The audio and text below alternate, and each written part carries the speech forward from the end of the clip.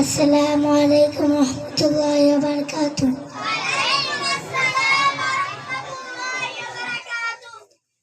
কাপন আমার আপন, কবর আমার গাঠি, ওই কবরে যেতে হবে, রইবে না কেউ সাথী।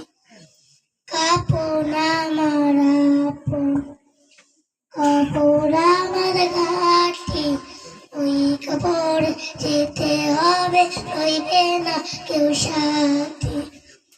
থাকতে হবে নিরালায়, একা একা পাঁচতলায়, থাকতে হবে নিরালায়, একা একা পাঁচতলায়।